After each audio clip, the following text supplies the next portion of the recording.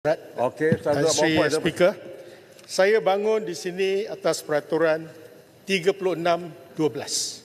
Semua diam, saya dengar. Di hadapan Tan Sri, Menteri Ekonomi kata saya gunakan data yang tak betul, tak benar.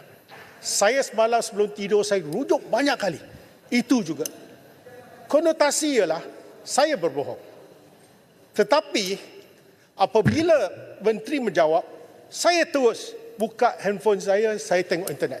Terus keluar. Kenyataan ini, angka kos pembangunan padu 85 juta sebenarnya adalah jawapan Menteri Ekonomi yang berucap semalam kepada Yang Berhormat Ahli Parlimen Rantau Panjang dan salah satu Ahli Parlimen daripada Bakri juga disebut.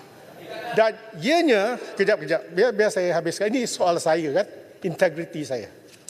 Dan saya terus pergi ke tempat beliau. Saya kata, not fair to me.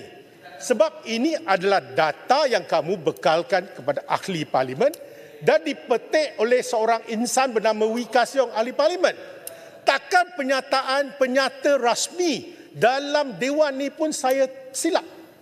Jadi saya tanya dia, macam mana you boleh bagi jawapan macam tu? Dia kata, pegawai yang lain. That is your problem, not my problem. Sebab tu saya minta Tan Sri, saya hari ini bukan berhasrat untuk merujuk beliau ke jawatankuasa. Tidak. Saya tahu. Saya ni orang baik. Saya cuma beritahu. Kalaulah saya nak dengar, kalau you all bising, macam mana nak dengar? Kejap. Tolong diam. Okey. Yang lain, diam. Okey.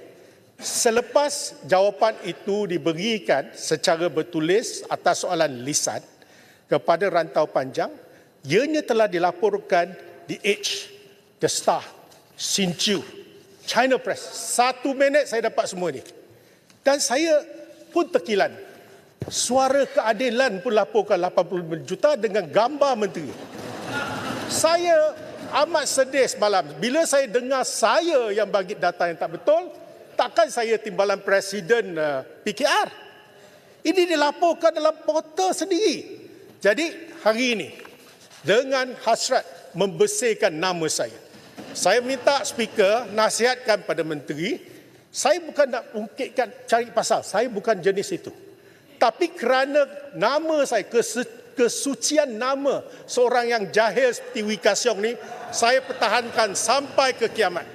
Sebab tu saya minta supaya Menteri, kalau beliau masih berpegang pada 85 juta sebagai satu angka rasmi, maka kenalah beliau melakukan sesuatu, tarik balik apa yang tuduhan beliau terhadap saya semalam.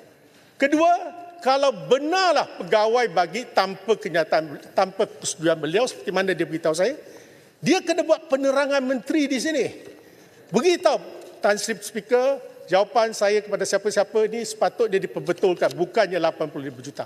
Dan pergi balik pun, dosanya tak sepatutnya ditanggung oleh Wika Siong. Jadi saya minta, dalam kes ni saya tak kira siapalah pembangkang ke kerajaan.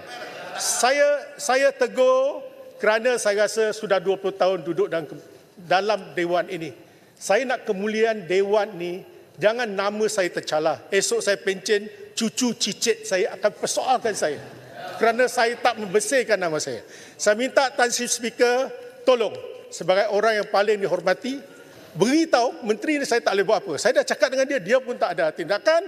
Saya cuma minta dia melakukan tindakan sama ada buat penerangan di sini atau tarik balik apa yang dia cakap semalam. Itu saja. Dia suruh kita jawab di TikTok. Yalah, kita terpaksa. Apa nak buat? Jadi saya minta Tan Sri, semalam Tan Sri sebagai saksi kejadian, minta Tan Sri gunakan kebijaksanaan untuk berjumpa dengan beliau supaya perkara dapat diselesaikan. Terima kasih. Baik, terima kasih. Padu. Biar saya buat ruling dulu. Sit down. Baik, YB ada 2 pilihan. Yang pertama, YB boleh tulis surat kepada saya, masukkan usul, saya minta menteri perbetulkan keadaan. Itu the best lah. Because ada hitam putih. Kerana kalau saya advise pun, dia kata tidak ada rekod. Jadi lebih baik untuk YB tulis kepada saya. Dan apakah yang YB perlukan daripada dia, sama ada membetulkan fakta ataupun minta maaf. Itu saja.